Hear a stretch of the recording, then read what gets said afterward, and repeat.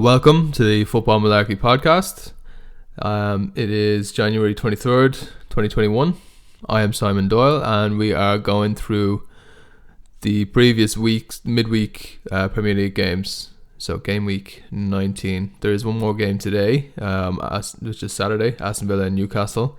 Only one game though, as the rest of the league are in FA Cup ties or are knocked out and have the weekend off. But yeah, about 5 games this week. We had Arsenal, Newcastle.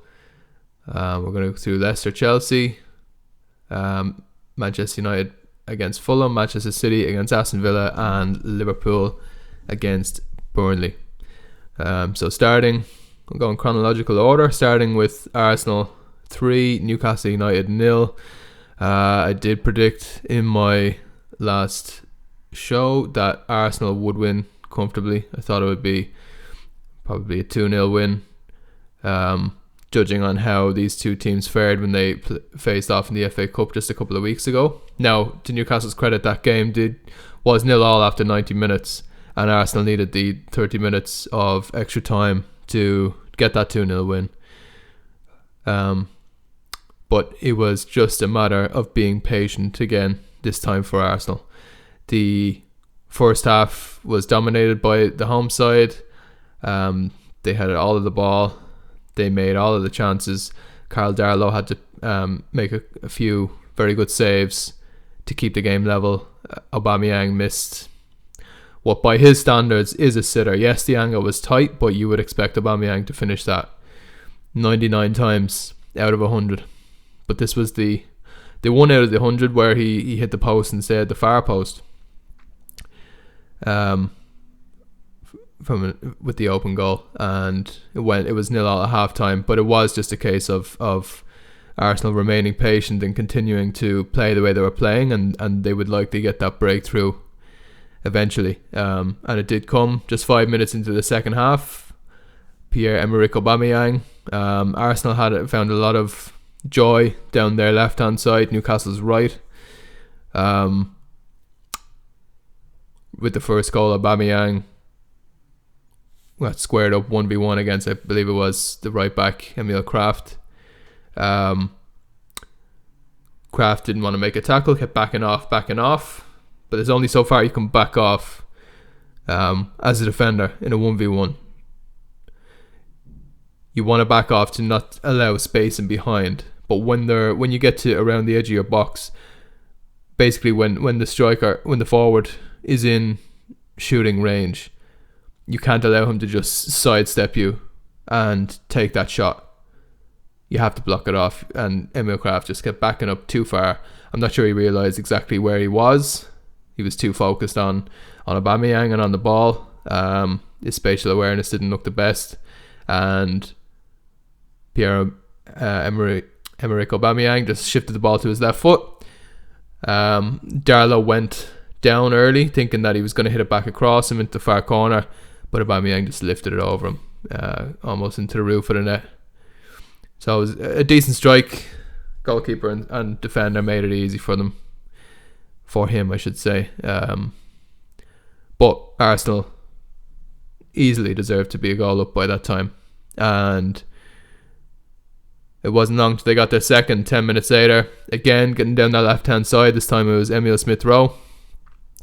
He got squared up 1v1 against, I think it was Jamal Lascelles, and just twisted him inside out, really. Lascelles looked afraid to make a tackle, particularly when he backed him all the way into his own box. He didn't want to put a foot in.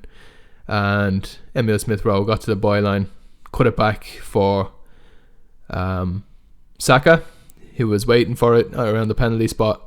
No one marking him. Too many defenders ball watching or trying to desperately get back on the line. And Saka had all the time he needed just to slot it into the net. It was very easy stuff for Arsenal in the end. Like, good football. I'm not taking that away from them. But Newcastle, just defensively, they looked all over the place. I think you can understand why, given the performance levels of, you could say, over the last year in general. There is there seems an incompetence to compete with any team that's decent at keeping the ball, which is arguably every team in the Premier League other than Newcastle. West Brom aside, all of the teams even down at the bottom, you look at Sheffield United, you look at Fulham, you look at Brighton, they're all decent in possession, and they will attempt to keep the ball,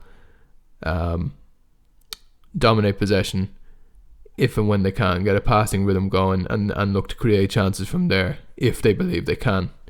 Brighton even did that recently against Manchester City when they went there, and they lost 1-0 in the end, but they put in a very good performance. And you can see that City respected their ability to keep possession, and therefore had to retreat more than Manchester City would like to. But for Newcastle, I don't think you can ever say that that's the case under Steve Bruce. I don't remember ever watching one game under Steve Bruce in the Premier League where Newcastle have been the dominant side on the ball and have had a good passing rhythm and have really looked to push an opponent back and make chance after chance and get some momentum that way. They seem to have one route of attack, which is counter-attack. It is predicated on using their bigger strikers to hold the ball up. In the case of Wilson and Joe Linton, if they can get involved on the front foot in the counter-attack, they do that as well because they are quick. Andy Carroll not so much. But the entire counter-attacking system is built off having extremely good ball carriers, such as Alan Saint-Maximin. He's one of the best in the league, you'd have to say, at carrying the ball from deep in his own half up to the other end. Miguel Almiron is decent at it. He's not quite in the same level, but he is decent at it. And without Saint-Maximin, who's been out for a little while now, Newcastle really struggle, even in transition. They went with a pretty aggressive lineup. They had, I believe it was Joe Linton, Callum Wilson, Andy Carroll, and Miguel Almiron all started in what was essentially a 4-4-2 with Almiron and Joe Linton playing on the wings, Callum Wilson and Andy Carroll up front, and then Matty Longstaff and Jonjo Shelvey in midfield. Kraft and Lewis fullbacks, Lascelles and Clark at centre back, and like I said, Carl Darlow in net. I think Steve Bruce was trying to be aggressive and on the front foot, but like I said, it's hard to be on the front foot if you're not looking to maintain possession. I mean, all you're really... I hesitate to just accuse him of being stuck in the past with his tactics, but really, if you're not interested in dominating possession, but you want to be on the front foot, you want to get the ball up to your strikers quick, the likes of Carroll and Wilson, it is a little bit route one. And with the likes of Jonjo Shelvey, Matty Longstaff, Almiron, even the fullbacks that they have, like, these are decent footballers. You know, if you can change the system around a little bit to get the most of their passing ability and look to play the ball, just look to get a passing rhythm going a little more than you do already. The players are there to do it, I think. But I think this setup suggests an aggressive route one approach, and maybe he thought that would put Arsenal off. They haven't obviously been they haven't had the highest of confidence in recent times. They were on a decent run. They won 3 games, but they drew their last Premier League game at home to Crystal Palace. So I'm sure Steve Bruce was thinking we can put a bit of doubt in Arsenal if we put them on a back foot, if we rough them up a bit, particularly at centre back. Carroll and Wilson obviously would be expecting to bully the likes of David Luiz and Rob Holding if they could. But that's not really how it panned out. Arsenal looked more than comfortable. They just kept the ball. They were patient. They kept pushing Arsenal back into their own, Newcastle back into their own half and making chance after chance. Like I said, and anytime Newcastle did venture forward, they left gaps which they weren't quick to close, and Arsenal took full advantage. And that's exactly what led to the first couple of goals. The third goal came from Cedric bombing on from right back. Cedric Suarez, who got the nod at right back. He was a decent player, Cedric. He was a very good player for Southampton for a few years. He was obviously brought in to be a squad option at Arsenal with Bellerin being the number one right back. But of course, Bellerin's very, very injury prone and can't be relied upon. So Cedric got the nod in this game. Beside, like I said, David Luiz and Rob Holding, Kieran Tierney at left back, Bernd Leno in goal. And I think what is probably Arsenal's best setup at the moment, 4-2-3-1 with the midfield of Thomas Partey and Granit Xhaka. Yes, Xhaka, there's definitely a lot of question marks about Xhaka. You could argue El Neni is a better option. But if you keep Xhaka's job simple and let the people around him do the hard part, he can still be a useful player. So him beside Partey, Emil Smith-Rowe in the number 10 position with Saka on the right wing, Aubameyang on the left, both cutting in onto their favourite foot, and Lacazette up top. I do think if you switch out, you probably switch Bellerin for Cedric, although I do think they're more comparable than people give Cedric credit for. And if you had Gabriel in, I would say ahead of David Luiz. That's arguably Arsenal's best 11 at the moment. Rob Holding's been performing quite solidly for them this season, and Kieran Tierney is an excellent left back. But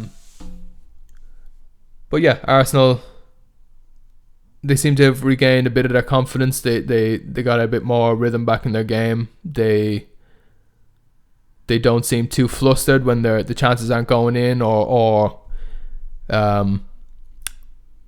they're not taking an early lead in the game. They were able to keep their nerve and hold on into the second half. It would have been interesting to see if Newcastle had got a goal, how Arsenal react from there, because I do still think they are mentally vulnerable. If they go a goal behind against a smaller team, I think they start to think, here we go again. And they start to think of all the press headlines and what people are going to be discussing on YouTube like this more than the result, and that has happened to them in recent times. But they just kept plugging away, and I think Arteta probably reinforced the message at half time that if the game keeps going the way it's going, you're going to score. And once they get, typically in these kind of games when one team's dominating and being patient and one's hanging on a bit, once that first goal goes in, it can often lead to 3 or 4, which is what happened here. So 3-0 did not flatter Arsenal at all. Newcastle fans, I'm not sure if they would feel deflated after this loss, because I think they're already there. I think a lot of people look from the outside and think, what are they complaining about? Like they're outside the relegation zone. They've got some good players in the transfer window this summer. I think Callum Wilson was a good addition. I think Ryan Fraser was a good addition, even though he's been a bit injury prone since he got there. He's another player who could really he could be used in that ball carrying role, like I mentioned about Saint-Maximin and Almiron, and he's probably better than Almiron. He's extremely fast, Ryan Fraser, but a very good dribbler, a good ball carrier through space when it's there. And I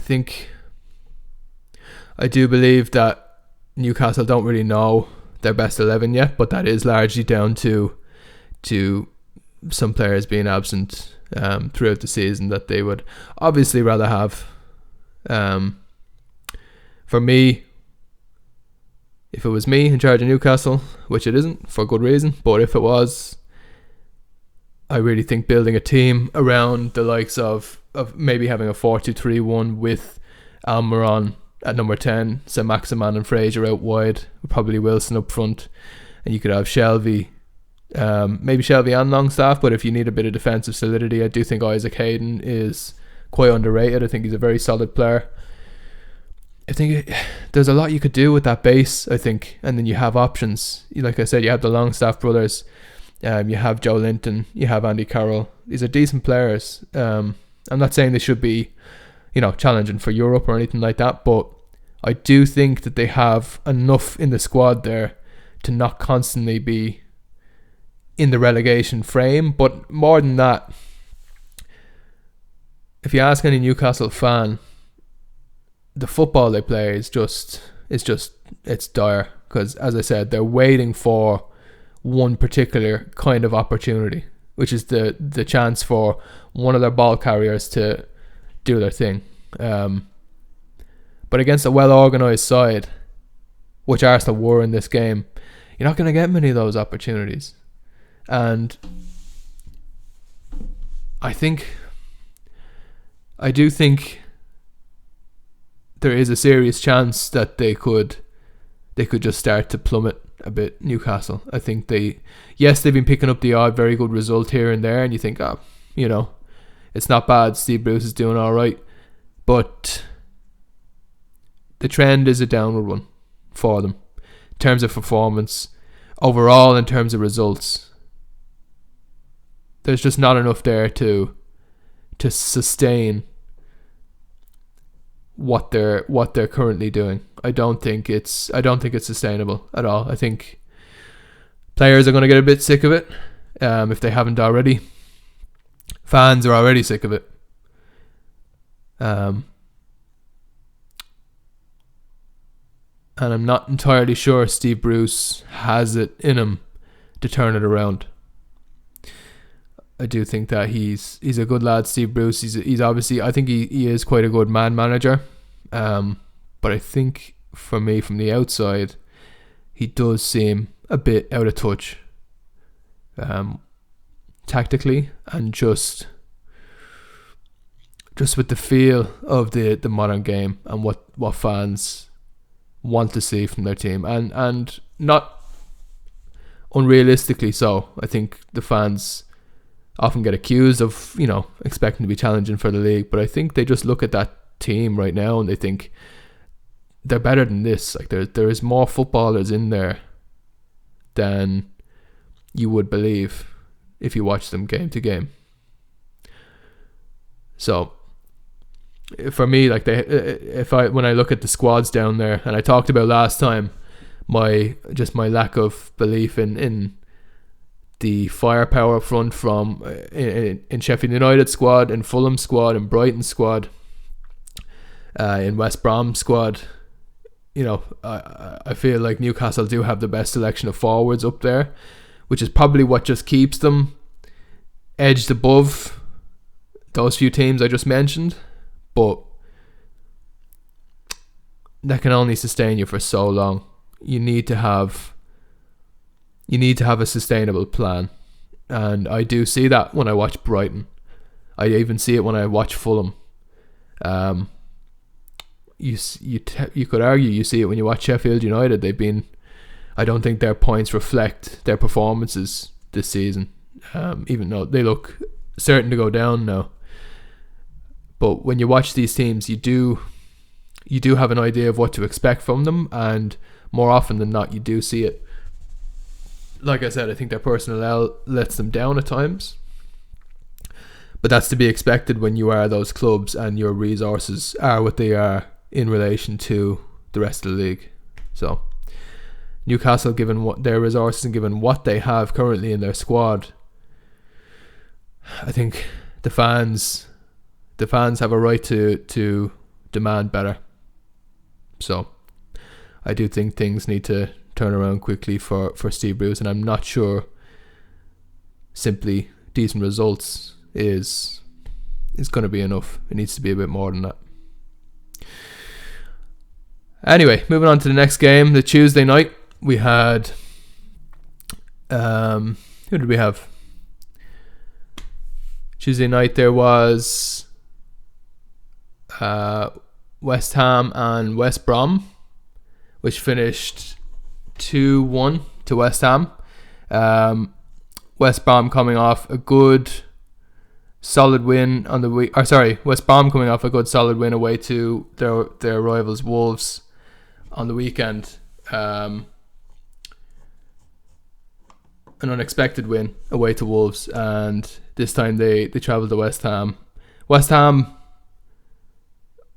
are starting to look like a very solid outfit. They're in the top 10 in the table. David Moyes seems to know his best 11. They have some good players in there. Obviously, Declan Rice and Souček have formed a very formidable partnership in the middle of midfield. Jared Bowen's been an excellent signing when they got him from Hull, I think a year ago now. And who's the Spanish player they have? Fornals. Pablo Fornals is a very creative but also hard-working midfield player, and he has been a good addition to the West Ham team. I think a lot of those type of signings have looked good for West Ham in the short term and then not panned out in the long term. Thinking of the likes of Felipe Anderson and Yarmolenko. He's a different type of player to them. He was more of a number 10 or even just a central midfield player when he played for Villarreal in Spain. West Ham use him as a bit more of an inverted wide player, but the more creative type, rather than the more inside forward type that say like Marcus Rashford is or Sadio Mane, that kind of thing. He's more of a midfielder who plays out wide, similar to how City use Phil Foden or Bernardo Silva. So he has been a good addition, and he's a solid player. He gets a few chances, he makes a few chances, and he puts in the work, most importantly, which is what David Moyes demands from every player. I said last time out that I thought David Moyes got a lot of unnecessary stick for how the United job went for him, and he deserved a lot more credit for his 10-year spell at Everton. And I think it's fair to say at the moment that if he's given a bit more time and allowed to do what he needs to do in the transfer market, that he could possibly get West Ham to the levels that he had that Everton team at. Now, at the time, there was always this perennial big four in the Premier League, which was United, Liverpool, Arsenal and Chelsea. And you could almost bank on it every year that those four would finish in the Champions League spots, and then there'd be the best of the rest from fifth down. And I think more often than not, Everton were the team finishing fifth, being the best of the rest. They'd be challenged sometimes by Spurs. Leeds and Newcastle were both in the picture for a little while. Then, of course, Manchester City came along. Even before their current owners, their previous owners had gotten them into a position where they were a top half team. So I'm not saying that I expect West Ham to suddenly start finishing in the top 6, because the league has changed and now you can say that there is a perennial big 6. Now it looks like it's too early to say yet. We're only at the halfway stage. Arsenal have obviously struggled this year and aren't in that picture at the moment, and I think it's fair to say that Leicester deserve to be considered more a part of the top 6 than Arsenal do at this time, given that they finished above them last season as well, and we're top of the table again just the other night after their win over Chelsea, if only for 24 hours. But I think that is a fair assumption at the moment. Arsenal could easily come back in and reclaim their spot. But at the moment, it doesn't look like if they did, it would be at the expense of Leicester. It looks like it would more perhaps be at the expense of Chelsea, or even possibly Spurs. But I think Spurs are still solidly in that frame for me. Everton are obviously in the picture as well for finishing. They're currently challenging for a Champions League spot at the moment. I don't think that they're going to finish there, but I would not be surprised at all to see them finish inside the top 6. Again, at the moment, you'd have to say, besides Arsenal, that Chelsea look like the next likely to drop out of that typical big 6, which is obviously the big 4 that I mentioned before, plus Spurs and Manchester City. So what I'm saying is I think that West Ham could become a team who perennially challenge for Europa League spots, and end up being the best of the rest, 7th, 8th kind of thing. Which for West Ham, if they can sustain that kind of form over 3 to 4 seasons, I really do think that is very good for West Ham. Like, they can't expect to be a top 4 side anytime soon. So if they can do that and they can keep most of their best players around, which is much easier said than done, and can continue to utilise what is a good youth system that they have there at West Ham, as well as David Moyes' acumen in the transfer market, which I believe is still there, and I think he's shown in the signings of Souček and Kufal in particular. He's kind of plucked them from markets that aren't typically tapped by Premier League teams or just teams in the top 5 leagues, really. I think Souček came from the Czech league. I believe Kufal also came from the Czech league. I could be wrong about that. But it shows the level of detail they go into with their scouting and there is a lot of transfer acumen within the coaching staff there. So yeah, I think they won 2-1 West Ham in this game, but in fairness, it could have been more comfortable for them. I think West Brom, they took the lead, West Ham, and West Brom clawed back to make it 1-1 before West Ham got the winner to put them 2-1 up. But I do think the game was a bit more comfortable than it suggests, than the scoreline suggests. I think West Ham could have won that 2-0, 3-1 on another day. For West Brom, it's going to be a struggle. Like, they're going to have results like this and games like this. It's all about just picking up a win if they can pick up a win every 3 games, that should be more than enough to keep them up from here to the end of the season.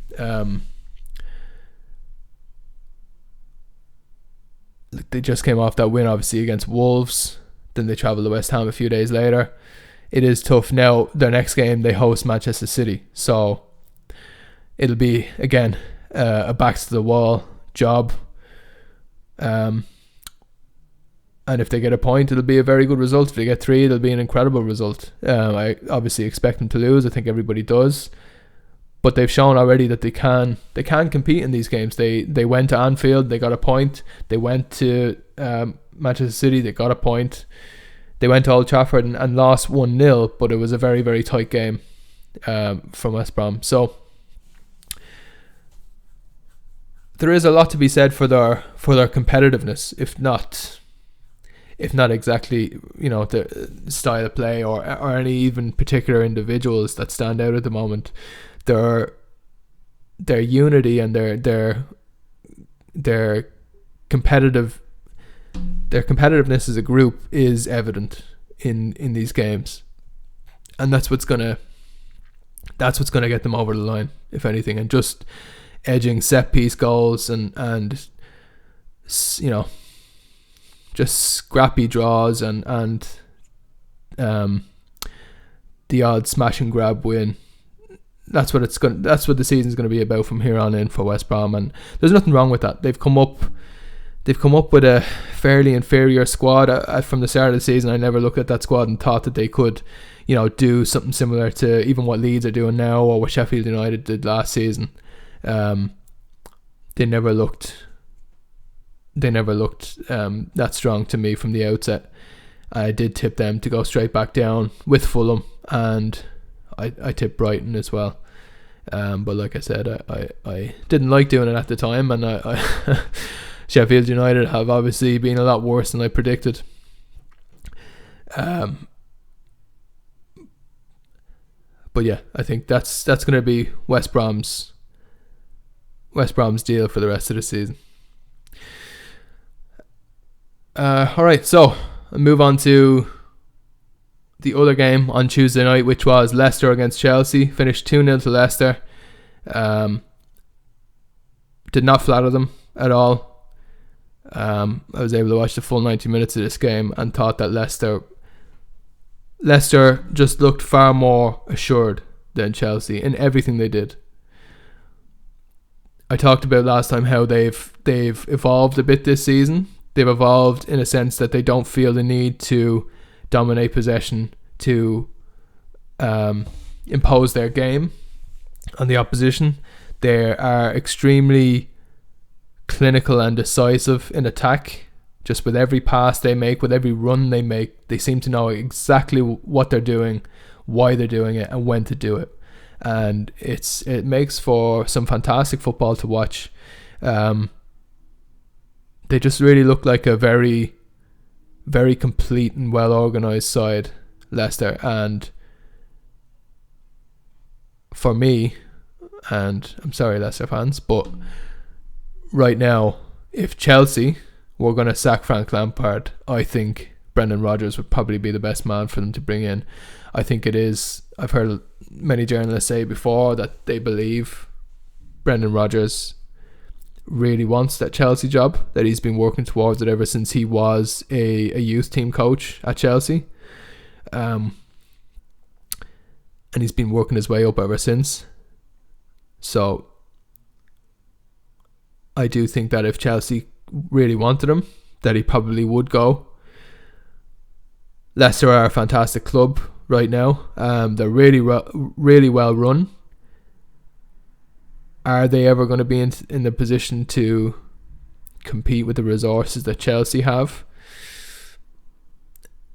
It would probably honestly take another 5-6 years at least of them doing what they're currently doing and constantly competing for Champions League spots to assert themselves at Chelsea's level. And even then, I'm probably still underestimating it, because Chelsea are quite a big club now, with the backing they've had in the last 20 years, and they've become quite a global club. So yeah,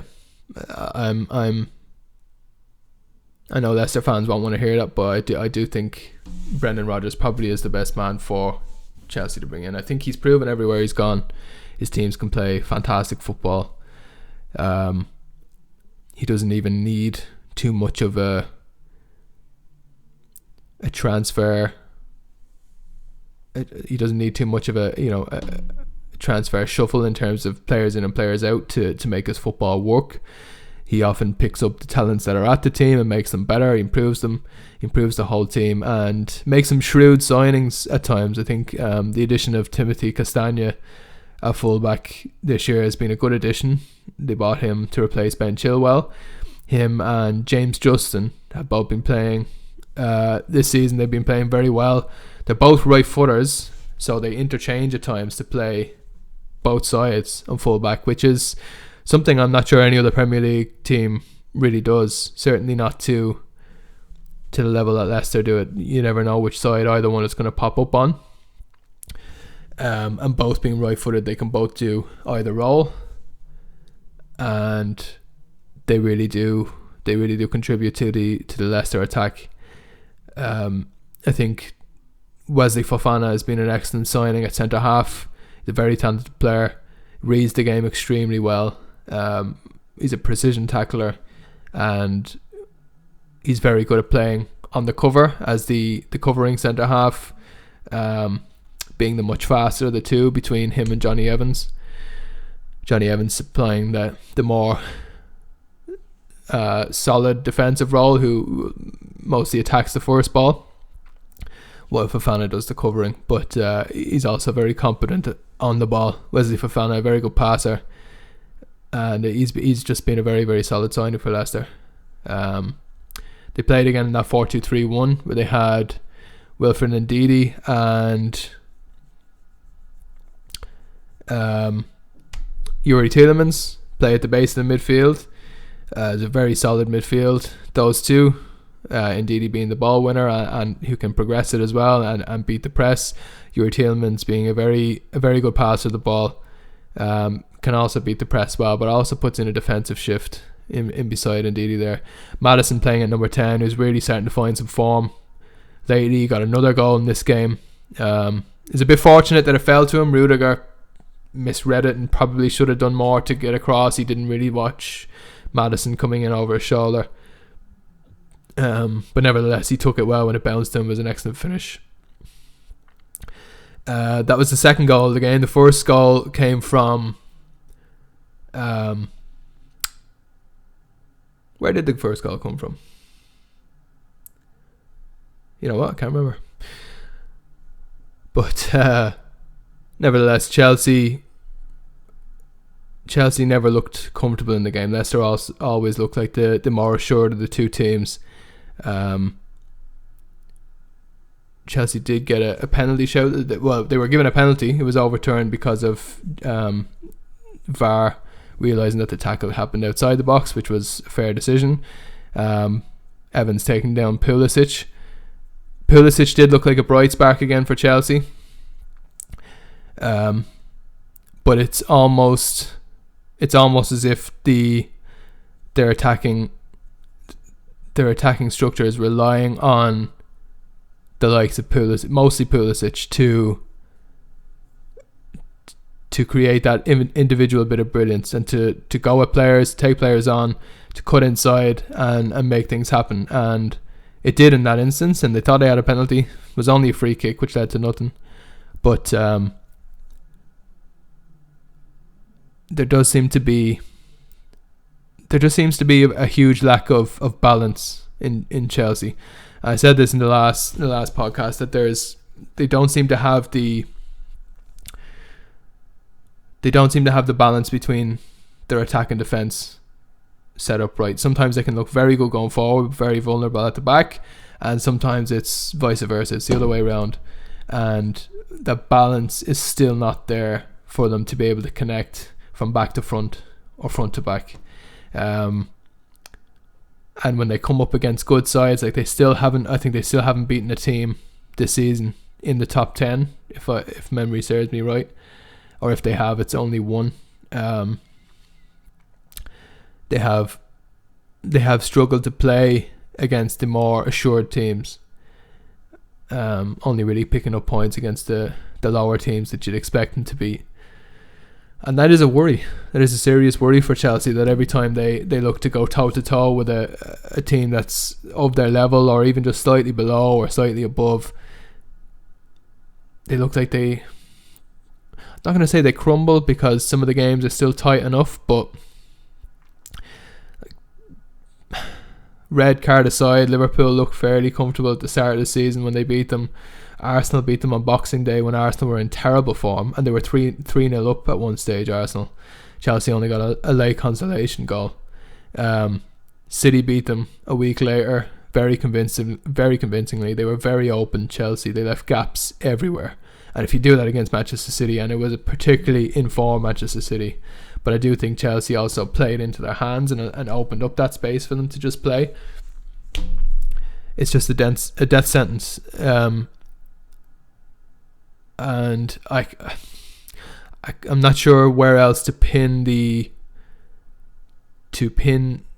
Chelsea's issues other than their complete imbalance, because sometimes they look very good going forward. They've got some excellent attacking players. Sometimes they look very solid defensively, but they can never seem to connect the two a whole lot. It looks like they're either doing one, they're scoring goals but they're conceding, or they're not conceding but they're not scoring. So their balance seems off. Now you could say that is the fault of the midfield and the selection they have in midfield. For me, all I would have to say to that is, given the amount of money they did spend in the summer, why was none of that earmarked for another midfield player if it was that important? If you can buy Timo Werner, Ziyech and Havertz all in one window, surely you put off buying one of those players for the sake of shoring up your midfield first. So that tells me that Frank was more than happy to go into this season with N'Golo Kante, Mateo Kovacic, Jorginho, Billy Gilmore. I know Mason Mount's in there, but I'm thinking mostly of players who play in the double pivot or even the single pivot sometimes on their own. Those are their options, but none of those players seem in form at all this season. N'Golo Kante has been a brilliant player over the last few years in the Premier League, but he does not look himself at the moment. Is his engine shot a bit? Can he not run the way he used to? That is a question mark. Jorginho, a lot of Chelsea fans think he's never really been worth the price they paid for him. He was a superb player for Napoli, but he played in a very particular style of play, which obviously Sarri tried to implement at Chelsea. It didn't work, and now under Frank Lampard they've gone a different direction. So I don't think Jorginho suddenly become a bad player. He obviously hasn't, but I'm just not sure that the style of football suits him. I thought Kovacic was impressive last season. Not entirely sure what's wrong with him this season. He doesn't look like he's progressing at all.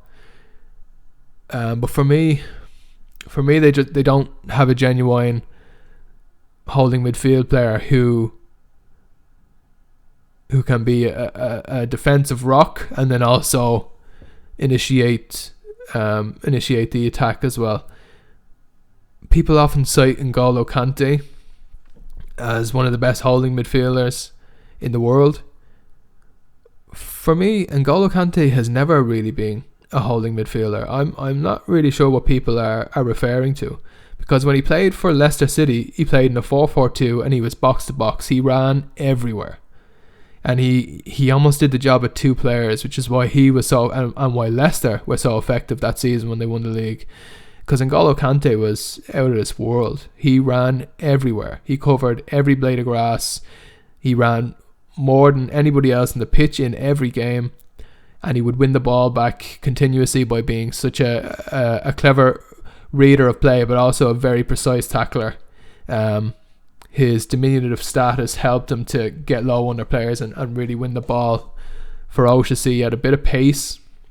He would get box to box, up and down all day, and he could carry the ball well. He was actually quite an effective passer and could finish as well when given the chance, and we've seen that at Chelsea too. He is good going forward, N'Golo Kante, which is why I did not understand the outrage at all when Maurizio Sarri was in. He brought his 4-3-3 in, and he had Jorginho, who came in from Napoli where he was previously. Sarri was, I should say, as well as Jorginho, to be the player that he was under him in Napoli and to conduct play from that single pivot role. And people were saying, why is N'Golo Kante not there? He's the best defensive midfielder arguably in the league. But N'Golo Kante was never in that single pivot, not for Leicester, not for France, where he played in a 4-2-3-1 with Pogba. He's never been the single pivot dictating play from deep in any of these big teams. I'm not entirely sure what he did when he was in the French league before he joined Leicester. I'm not even entirely sure what team he got him from. I think it was Metz, but I could easily be wrong. So I don't understand this obsession about N'Golo Kante having to play in holding midfield. It's never been his job. It's never been his role. He's not been the single pivot. He's always been a box-to-box player who's extremely good at winning the ball, very good at carrying it forward, and is quite underappreciated in how good he is in and around the box in terms of his passing ability and his ability to finish as well. You have to let N'Golo Kante be N'Golo Kante. You have to let him off the leash. You have to let him do what he does. If you're restraining him and holding him to a holding midfield role, yeah, he could probably do it very well. but it's not his natural tendency at all. You are restricting him when you do that. And so for Sarri, it made perfect sense to bring in Jorginho, who was this metronomic passer, who was just a passing machine. Pass. Everything just kind of went through him, and he stayed in that area just in front of the centre-backs and dictated play from there. And yes, he was never the best defender either. But he was decent. He could obviously hold his position very well. He read play very well. He would intercept more than he would look to put in tackles. Often like Michael Carrick used to do at Manchester United. So it made perfect sense, but now that isn't what they're doing now under Frank, and it's no wonder that both Jorginho and Kante never fully look like they belong in the system. So there was a lot of rumours that they want Declan Rice, but those rumours have also come along with the caveat that yes, Lampard wants Declan Rice, but he wants him to be a centre-back. Now Declan Rice could be a very good centre-back. I'm not disagreeing with that, but right now, if you brought Declan Rice to Chelsea, he would walk into their team at holding midfield right now, 100%. I do think they are missing a player of that level. I think Billy Gilmour shown a lot of promise. Again, he's more the Jorginho type than he is the Declan Rice type or the Kante type. But maybe it's time to try and fast track him through the first team and just play the rest of this. I'm sure he's under a lot of pressure to still get Champions League football, so maybe he won't do this. If I was Chelsea right now, I would be saying to Frank, look, just play the players that you think are going to be here long term. Start to plan for that, and then we'll reach to somewhere and we'll address things from there. But try to get these players into the team if they're going to be here long term, and you know that some players are going to be moving on.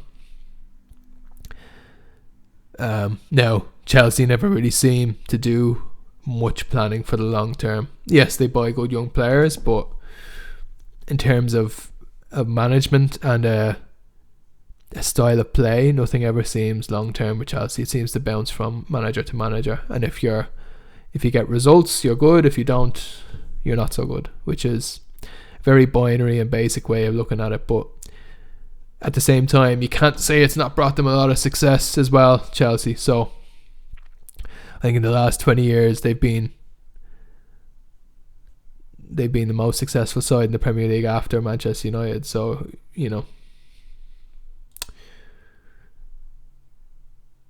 they would say it works. But yeah, like I said, another win for Leicester. They go top of the table. I think only injuries is going to curtail their running, I would believe. I think last season we saw them drop off significantly after the lockdown. It's possible that happens again. Like he doesn't have the biggest squad there, Brendan Rodgers, and they do a lot of running. But I would like to think that they've learned their lessons from last year, and they do have a plan of sustaining their form to the end of the season. Now, speaking of injuries, it looks like Jamie Vardy is already going to be out for a little while.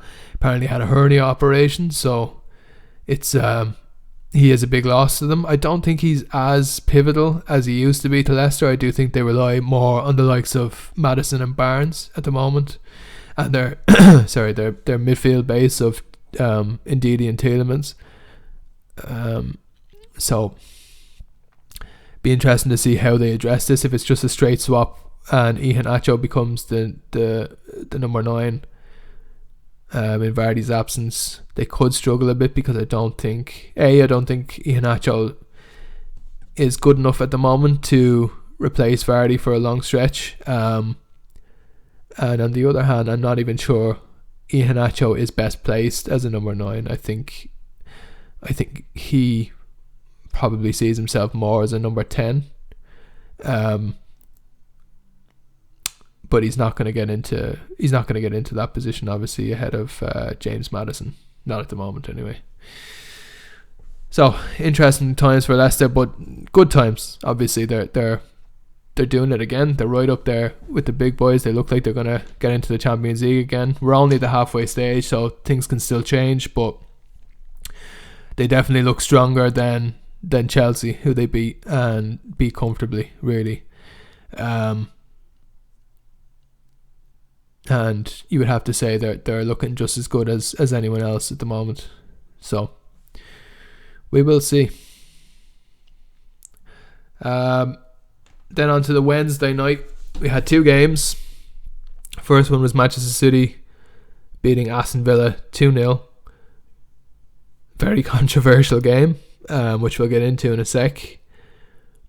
It was another game for City where obviously they dominated the ball. They do this in every game. Aston Villa haven't played in 20 days before this because of a COVID situation with them as well. They did play in the FA Cup, but none of their first team players played when they lost to Liverpool. They had to play all their under 18s players due to the COVID situation. So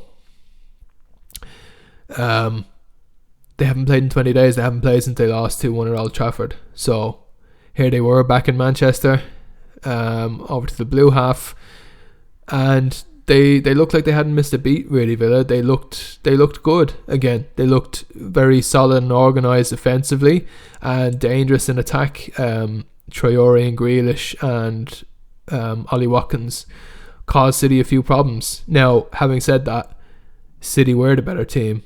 They did dominate. The first goal didn't come until the 70-something minute, but City could well have scored before that. There was a few goal-mouth scrambles. City unlucky, and Aston Villa looking very lucky at times. And watching the game, I thought it was just going to be one of those days for City, and I think it's fair to argue that it would have been if it wasn't for the very controversial opening goal. Now, I will say from the start that I understand that by the rules, technically, that was a goal. But I have a big problem with the rules and this whole idea of interfering with play. Some people seem to think that interfering with play means touching the ball. It doesn't. If that was the rule, it would just say if a player touches the ball and he's offside, then he's offside, which is obviously a rule. But it says interfering with play, because you can still be interfering and dictating play without touching the ball. For example, if I'm well offside, but I stand right in front of a goalkeeper and I block his view, obviously I'm interfering with play. Even if I'm offside and a defender has to worry about me because he sees that I'm wide open, that is also interfering with play. That doesn't always get pulled up, but for me, I find it quite frustrating at times. My idea about the rule is if you're in the box and you're offside, it should just be offside automatically. I don't care if you're off in the corner of the box and the ball isn't near you. My belief is any offside in the box should just be called offside. But in this situation, we had Rodri in an offside position. A header had just come from someone in midfield. It might have been Gundogan firing it forward, and Rodri is behind Mings, and Mings chests the ball down, and as soon as it falls to his feet, Rodri's in, tackles, wins the ball, and it's play on. Now, most of the Villa, in fairness, we all know from playing Sunday League, one of the first things we're told, play the whistle. And Villa, although they played on with this hesitancy and this kind of one eye towards the referee, which opened up the chance for Bernardo Silva. Bernardo Silva took his goal very well. He cut inside on his left foot. It was a very good finish. But there was more than enough players there to address the situation for Villa. But like I said, their minds were a bit elsewhere. Everyone who wasn't a Manchester City fan was enraged looking at it, because we all thought surely that's offside. Dean Smith, the Villa manager, gets sent off for arguing with the referee, and it's understandable why. It's one of those things that happens every now and then where technically by the rules the referee is correct to give that goal, but it feels wrong. And the reason it feels wrong is because it is a loophole. It is a silly rule. This idea that I can stand in an offside position, and then as soon as the defender takes the ball down, I can go and tackle him. The problem with it is that the defender then has the awkward decision to make in the split second, where a ball it's not even coming straight at him, it's looping in the air. And we all know, as your centre back, first thing your centre back is told by their coaches when they are 10 years old is don't let the ball bounce. If you let the ball bounce, it can wreak absolute havoc. It would have been bouncing 35 yards from goal in the centre, which is a terrible space for the centre backs to let the ball bounce. If Mings lets that ball bounce, the Bernardo Silva and Foden were both close enough that they could cut in and snatch that ball, or at least put pressure on him if and when it bounced.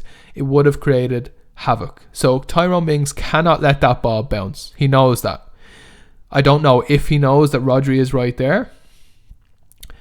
But this idea that he should know that the player is there, but that he can't tackle him, take it and get rid of it, I think it's a ludicrous rule. I think if he's offside, he cannot touch the ball until there is the next phase of play. And Tyrone Mings taking the ball down is not the next phase of play. Surely him passing it on to the next player, or another City player who was onside winning the ball back from him, that would then initiate the next phase of play. Because once that ball is played forward, it's still in the same phase of play that Tyrone Mings takes it down, and that is when Rodri is offside. So it is a silly rule, and I think it needs to be changed.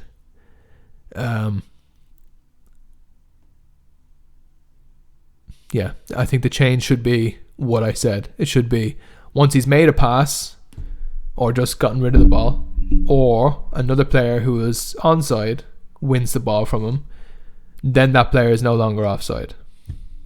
Given, of course, that he's obviously come back into an onside position. So it's a hard one to take for not only for Villa. I think everybody watching was kind of, it didn't feel right at all. And then in the last few minutes, City get a penalty which Gundogan put away to go 2-0 up. And again, I thought this was a wrong decision.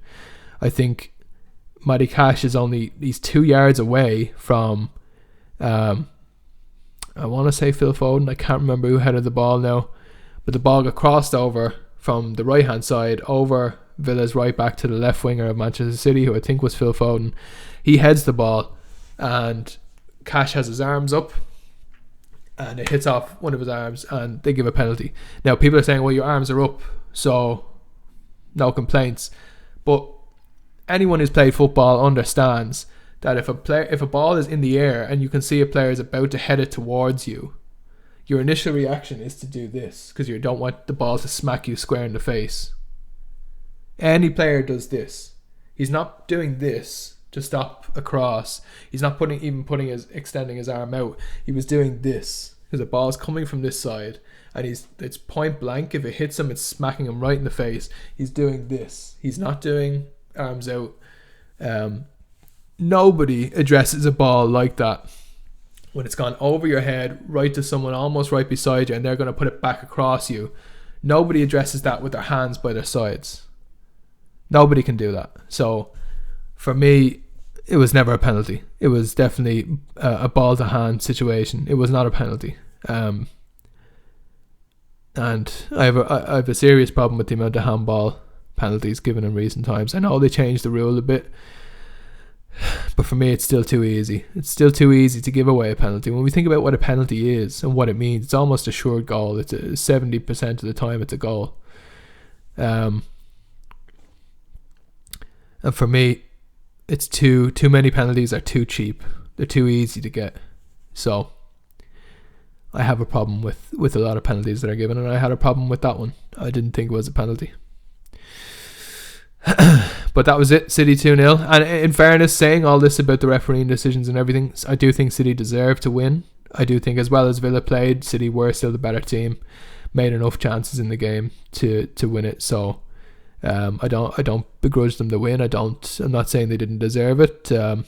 Simply that the circumstances in which they got the win were very dubious, but they did deserve the 3 points in the end. So City carry on winning. Villa back with a decent performance, not the result they wanted, but back with a good performance, and they'll look to kick on from where they were. They still have, I think, 3 games in hand on most teams, and they play one of those today against Newcastle, which they will be very much favourites to win. So they'll be hoping to get back on track today. After that game, we had Fulham against Manchester United. United winning 2-1. Fulham took an early lead. United were trying to hold a high line and did not properly track the run of Ademola Lookman. They tried to play offside, which he wasn't. I think both Bailly and Wan-Bissaka were too quick to play the offside trap. Ole Gunnar Solskjaer saying after the game that we don't play an offside trap, so he wasn't too happy with what he saw from the team. But Lookman took advantage of the gap, the disorganisation in the United defence, and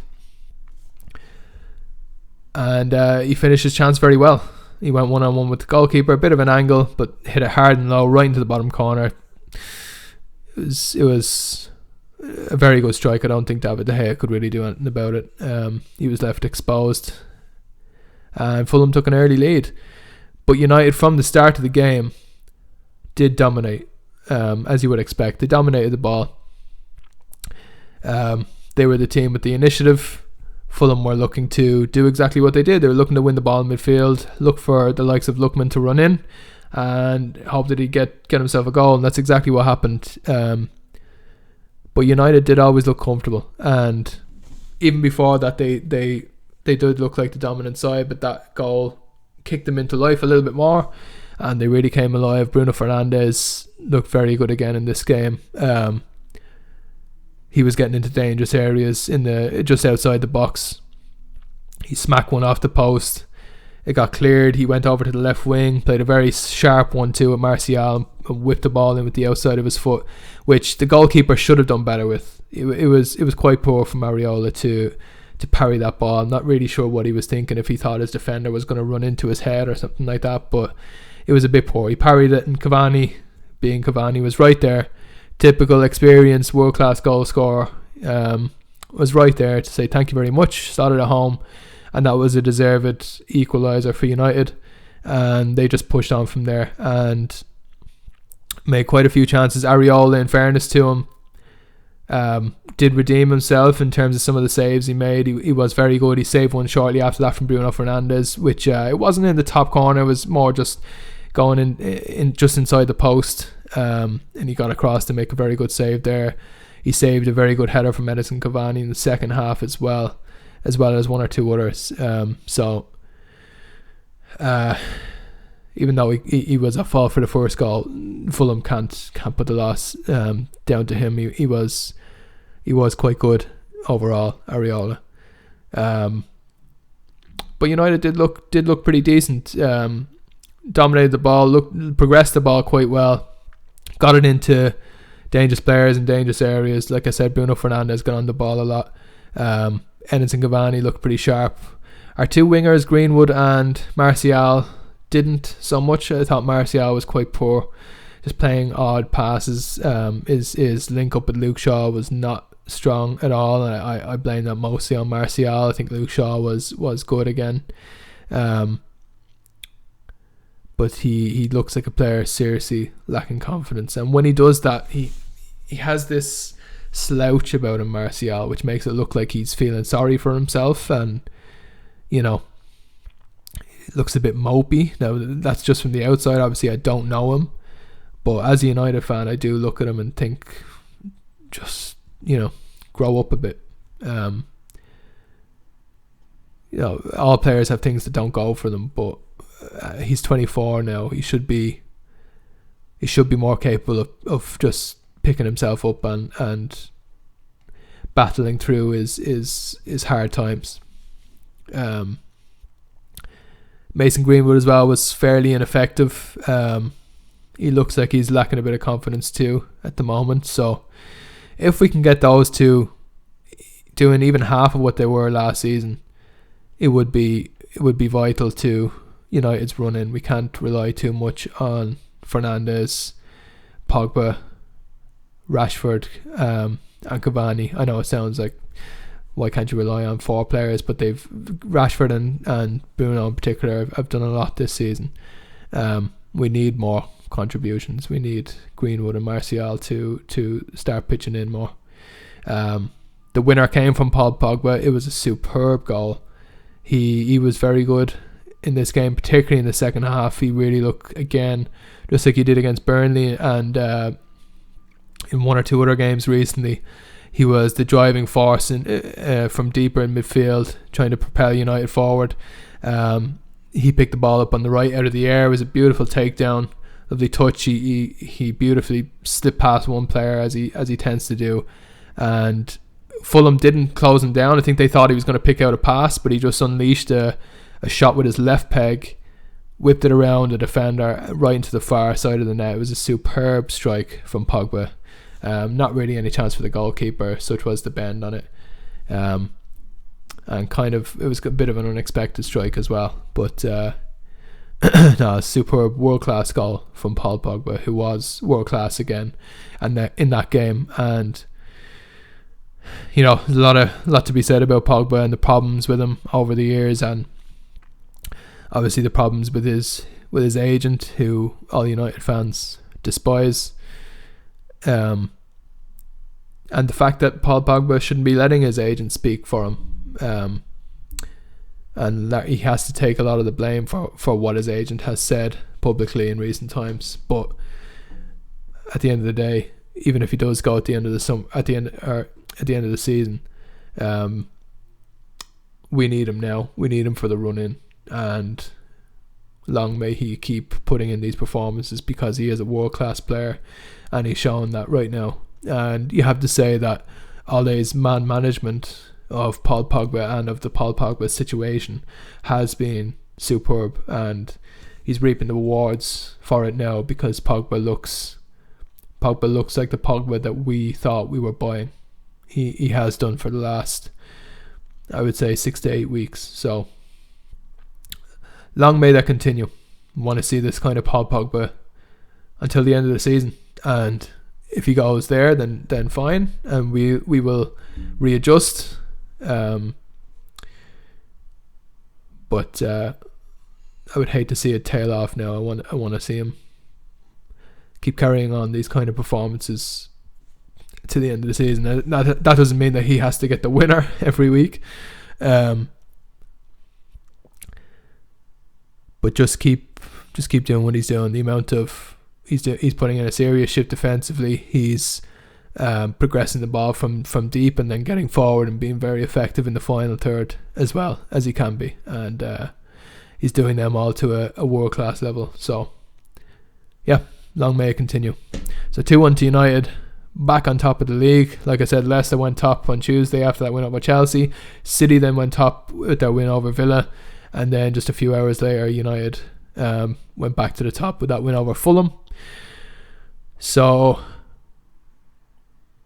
that means at the halfway stage, United now top on 40 points. City do have a game in hand, which if they win, I believe it's against Everton, so it's not the most straightforward game, but if they do win it, they would be on 41. So I'm not sure when they're going to get to play that game, but they do have that game in hand. So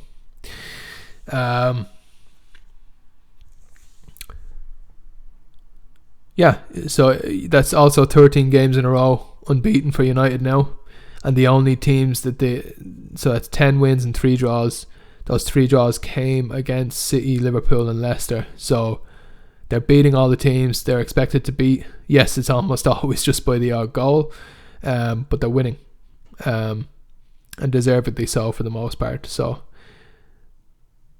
beating the teams we should, drawing against the teams in and around us, which is good. Obviously, it's good to not lose to the teams around you, but like I was saying in a previous podcast, United in the run-in, I feel, do need to win about four of those 6 games against Liverpool, City, Leicester, Chelsea, Spurs, and Everton right now. I do feel we have to win at least 4 of them in the run-in if United are gonna win the league. So yeah, long may the form continue. United play this Sunday, but in the FA Cup we play Liverpool again, this time at Old Trafford. I do think both teams will probably ring some changes, but not too much. Both teams will absolutely be going to win it, because even if the FA Cup isn't the absolute priority for either team, we just can't stand to lose to each other. So I do think United will have a strong outfit. We don't have any injury problems really, so United will have a strong 11 and I'm sure a strong bench too. So let's see if we can capitalise on Liverpool's poor form. We felt we should have won that game at Anfield last week, so let's change that for the better this week and make more of our chances. So speaking of Liverpool, they were the last game this week on Thursday night, losing 1-0 at home to Burnley. Unexpected, obviously. I think it was their 5th game in the Premier League now without a win. It's their 4th game in a row without a goal for Liverpool. So they really are struggling at the moment to put the ball in the back of the net. Obviously, a lot has been made of their injury issues, but like I was saying before, I do think that they're dropping off at a time that is to be expected. Top level teams can go for 2 to 3 years at a very high level, and then you do start to see them drop off, and then they have to rebuild again. Maybe sometimes it only takes a couple of signings to reignite them, and they can go again, but they are in that poor patch of form right now that does happen to teams after a 2 to 3 year successful period. And for 2.5 years they were playing some very high octane football at a very high level. They got to a Champions League final, which they lost, but then the next season they finished 2nd on 97 points. They win the Champions League. Then the next season they get to 99 points and they win the league. And it just is extremely hard to sustain for longer than that if you don't change up the personnel enough. And they've largely played with a pretty favoured 11 in that time span, particularly since the summer just after they lost the Champions League to Real Madrid. You knew that Alisson was in goal, Van Dijk was a centre back, Trent and Robertson were the full backs. Gomez typically partnered Van Dijk. You could say Matip was favoured beside him at times, but I think more than not it was Gomez. You knew Fabinho, Wijnaldum and Henderson was the favoured midfield 3. You knew Firmino, Mane and Salah was the front 3. So those guys have played a lot of football in the last few years. A lot of high level, high octane, high pressure football in the last few years, and there is just always due to be a bit of a drop off. I think Klopp's response to that this season was to try rely less on their physical prowess and their speed and transition and the amount of physical exertion that went into that, by trying to control games a bit more in possession. Hence why they brought in Thiago. And they are, in fairness to them, Thiago's been in the team now for the last 6 weeks approximately, after having some injury problems at the start of the season. I think he might have been suspended as well, I can't remember. But I do believe that's why he was brought in, and they are dominating games, in fairness. Like, Thiago is doing his job for the most part. They are dominating games. They are pushing teams back to their own third. But that is where they're meeting this brick wall. Now, before, it wasn't as much of a problem because Liverpool were happier for the opposition to come out more, they would set their pressing traps and there would be more space for them to exposing the opposition setup. Their counter press isn't quite what it was. There's a drop, like I said, that's almost the first thing that drops off from these big teams. It happened to City last year too, where because of the physical exertion needed to counter press in the way they were before, once you drop off even 2-3%, it makes a big difference, and the opposition find it a little bit easier to play out, and that has dropped off a little bit for Liverpool, which is what has made it a bit easier for teams to play out against them, and therefore Liverpool aren't creating the amount of chances that they used to from their counter press. It would literally be, as Klopp has famously said before, he said the counter pressing was a better chance creator than the most creative midfield player in the world, and he had a point. Like why rely on one guy to pick a lock when you can basically get the opposition to pick it for you, where if you can lure them into a situation where they expose themselves a bit and you are so quick and so aggressive and effective at winning the ball back, you naturally have space then to attack in, and that's what Liverpool have been so good at. So there always tends to be a drop off, and like I said, I do think Klopp's response to that was, okay, we're gonna have to dominate the ball a bit more then, and like I said, they are doing it, but they don't yet seem to have a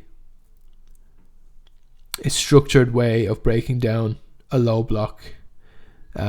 Manchester City have had that. They still have it right now, where they know what passes they want to make, they know what areas they want to get into, and they have these patterns and these almost synchronized passing and moving sequences that can open up those spaces.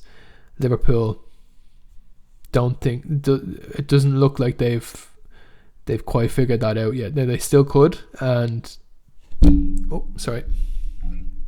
they still could and be quite successful again from now to the end of the season, but given their injury situation and just the general negativity that's around them right now, it's going to take a lot to turn it around. They also have a heavy and difficult fixture list in front of them. Obviously, like I said, they go to Old Trafford tomorrow in the FA Cup to play United again, and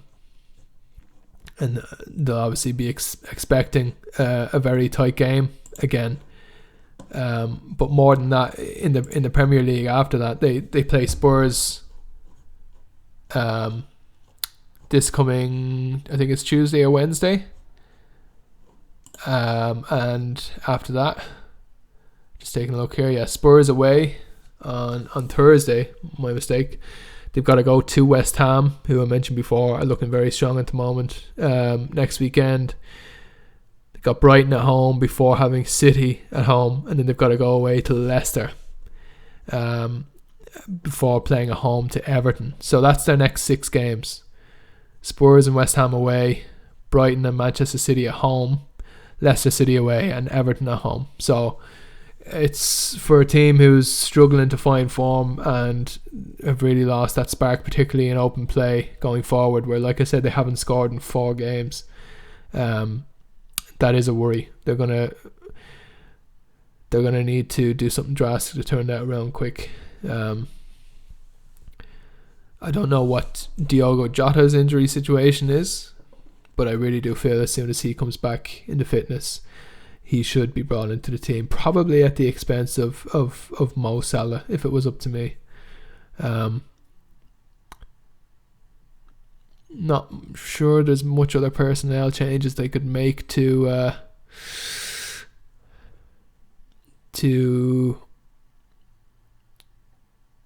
like I said, be able to pick those low blocks that the teams are setting up against them now.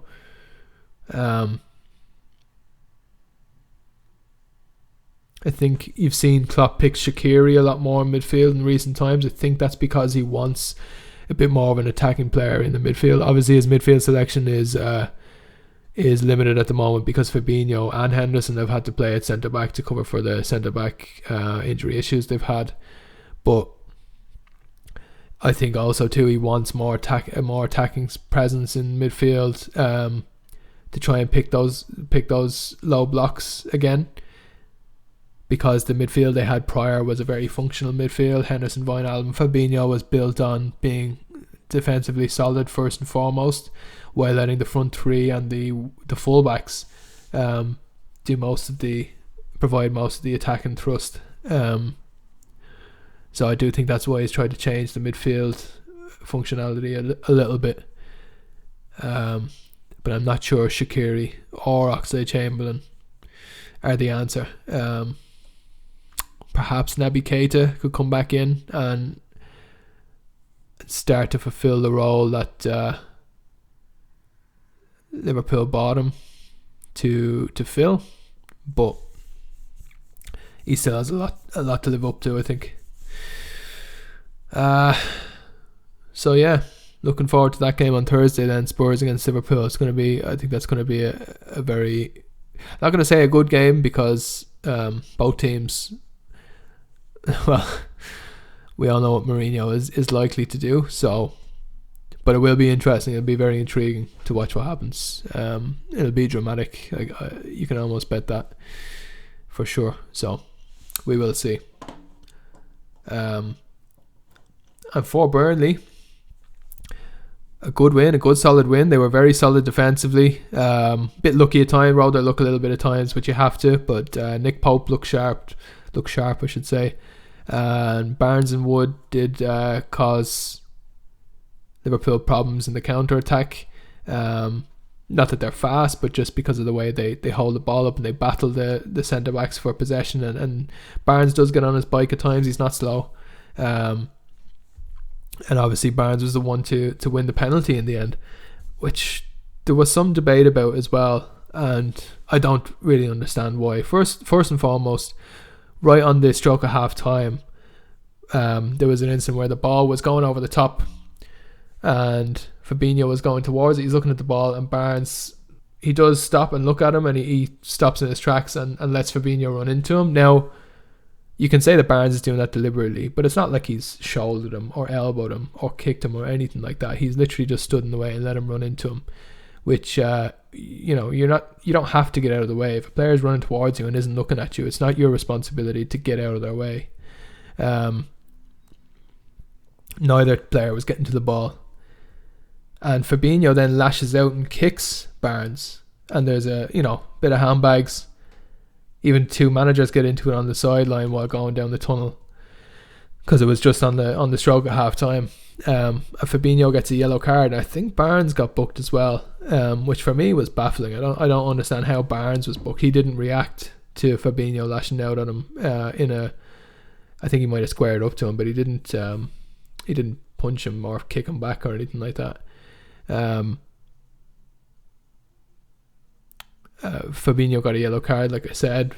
I think technically by the rules, lashing out the way he did, it was technically a red.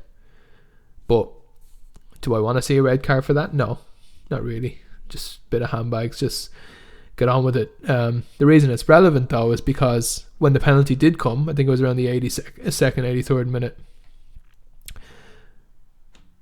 the ball goes over the top again of the Liverpool back forward just outside the box, and Fabinho blatantly pulls Barnes back, and Barnes continues on. He stumbles into the box and manages to get to the ball first.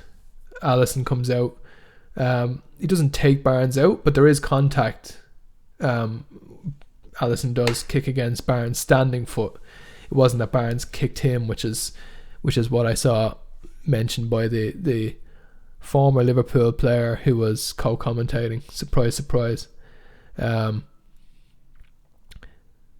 that it basically wasn't a foul. It was a foul. Barnes got there first. Alisson came out. Even if he didn't create contact, let's say he did, but let's for argument's sake say he didn't. If you get to a ball first and someone slides right in front of you and you would have to jump over them to avoid them, that's still a foul. Just because I've avoided you and jumped over you doesn't mean it's not a foul. You can't just slide right in front of someone. when they're moving in that direction and not think it's a foul. It is a foul. But there was contact. He did kick his standing foot, like I said. So it was undoubtedly a penalty. But Fabinho's pullback just before that probably would have been a red on its own because Barnes is through on goal. It would have been at least a yellow card. I don't understand how he still wasn't booked for it and sent off. That didn't make sense to me at all. It was still a blatant yellow card at the minimum. But like I said, it was on the edge of the box, so it might have started just outside the box, but there was every chance that was an obvious foul. So if it was in the box, it was a penalty anyway. If it was on the edge of the box, Fabinho sent off, and it's a free kick, which maybe Liverpool would have rather have taken, but he would have been suspended for possibly 3 games if it was a straight red. So